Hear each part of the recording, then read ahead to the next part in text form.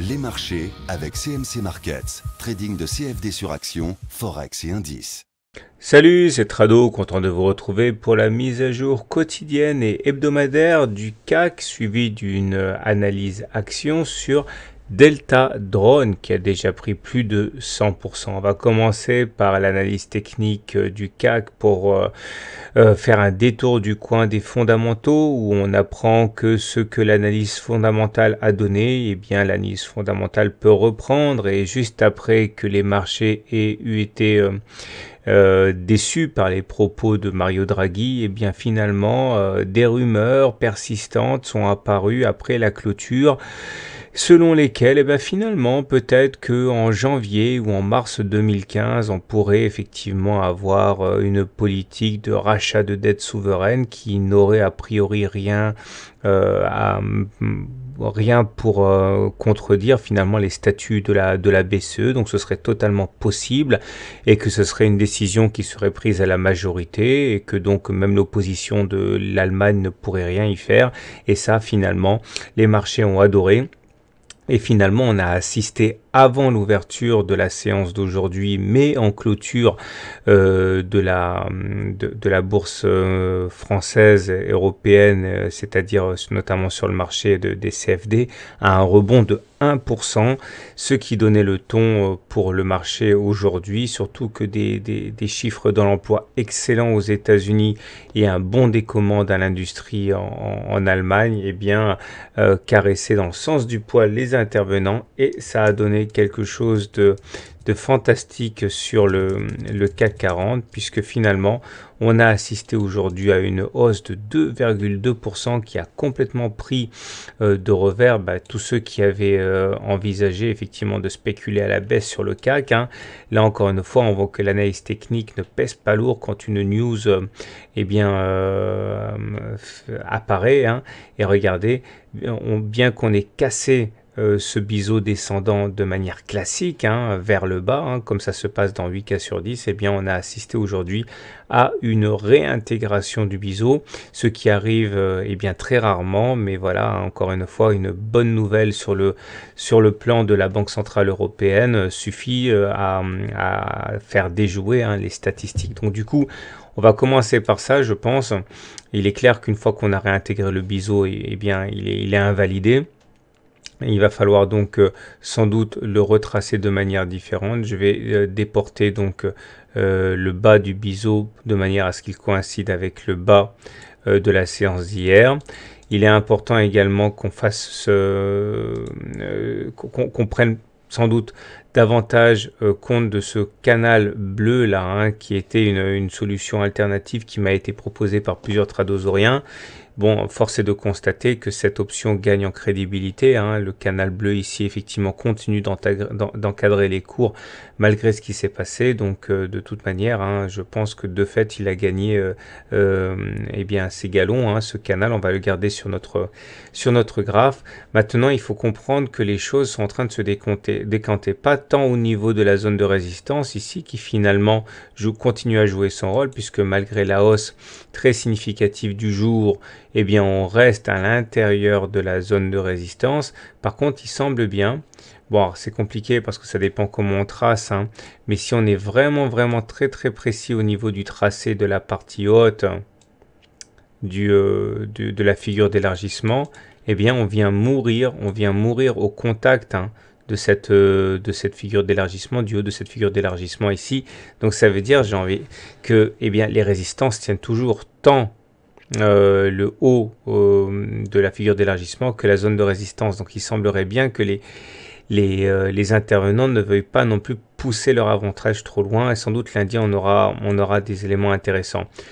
J'aimerais également parler d'une figure qui est très intéressante à suivre, qui est une ligne au-dessus du ventre, au-dessus de l'estomac. En France, on ne connaît pas trop ce genre de figures. Pourtant, dans la littérature américaine, c'est des figures qui sont suivies de près. Alors, la ligne au-dessus du ventre, ça ressemble à ceci. Vous allez avoir deux bougies. Une première bougie ici qui va être une bougie de baisse, et la deuxième bougie qui aura ceci de particulier, qu'elle va ouvrir au-dessus de la moitié du corps de la bougie précédente, et qui va terminer, qui va clôturer au-dessus de son niveau d'ouverture. Donc une bougie verte.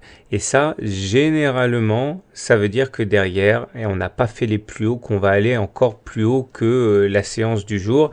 Alors ça fonctionne en particulier lorsqu'il y a une tendance baissière auparavant.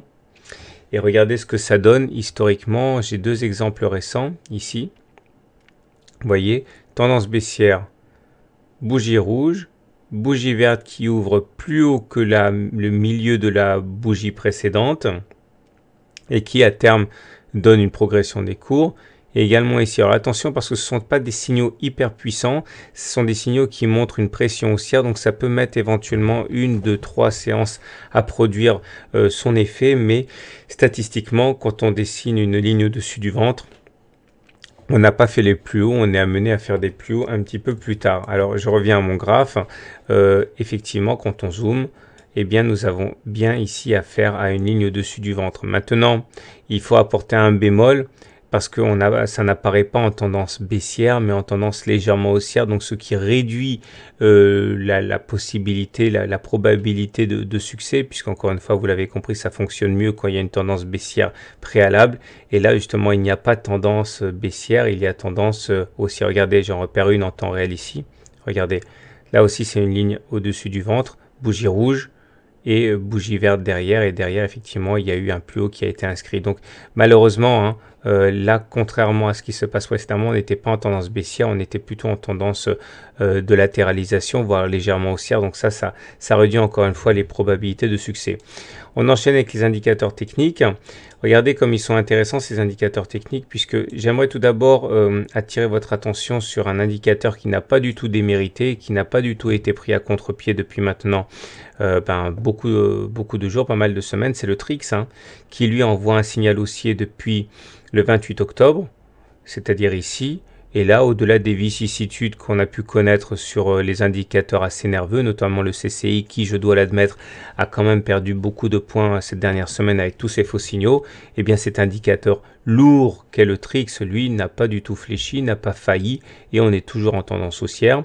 J'aimerais également attirer l'attention sur le MACD qui lui aussi est un indicateur plutôt lourd qui a envoyé un signal haussier dès le 23 octobre puisque c'est à ce moment qu'il a croisé son signal et depuis, eh bien, il poursuit son bonhomme de chemin et en plus, eh bien, il nous gratifie d'un non-croisement haussier, c'est-à-dire que le signal, enfin le cours, le MACD allait croiser son signal, mais au dernier moment il repart vers le haut. Ça aussi c'est un signal haussier. Et puis une montée des volumes, pas par rapport à hier, mais par rapport aux séances précédentes. Ça veut dire qu'il ne faut pas prendre à légère cette séance. Tout ça me fait dire que selon toute vraisemblance, à court terme, on devrait aller plus haut que la séance du jour. Voilà. On enchaîne avec l'analyse purement hebdomadaire du CAC 40. Et là on voit qu'en fait, eh bien, pas grand-chose de neuf par rapport à la semaine dernière. On avait déjà eu un signal haussier au regard du système Ichimoku, hein, puisqu'on avait eu deux clôtures au-dessus du nuage. Vous savez comment ça fonctionne, Ichimoku. Hein. On est au-dessus du nuage, on est haussier. On est en dessous du nuage, on est baissier. Or là, on attend toujours une bougie de confirmation. Hein.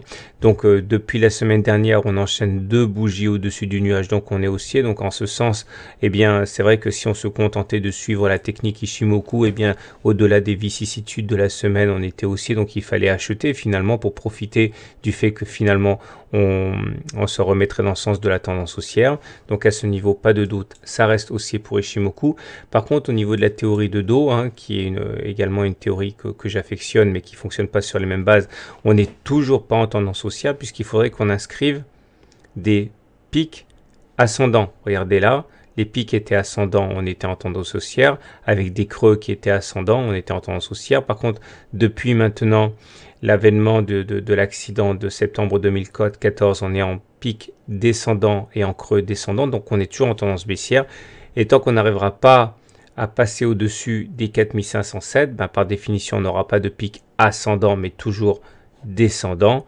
Donc, à cet égard, on sera toujours en tendance baissière. Donc, on est passé haussier du côté d'Ichimoku. Par contre, le feu vert n'est pas donné au contact au regard de l'analyse de dos. Voilà. Enchaînons maintenant avec l'analyse qui m'a été demandée de très nombreuses fois de Delta Drone. Alors, chose promise, chose due, voilà l'analyse technique de Deltadrone. On va commencer par une analyse de type hebdomadaire, même si j'ai l'impression qu'à court terme, eh bien, une fois n'est pas coutume, l'analyse technique en unité de temps journalière semble un petit peu plus claire. En tout cas, voilà où on en est sur une unité de temps hebdomadaire, c'est-à-dire que chaque bougie correspond à une semaine de cotation. Ce qui est intéressant à noter, bien, c'est que au regard de la théorie de dos, bien, il semble bien que nous soyons passés en tendance haussière. Alors ça se voit au fait que, regardez, les creux, ils étaient descendants.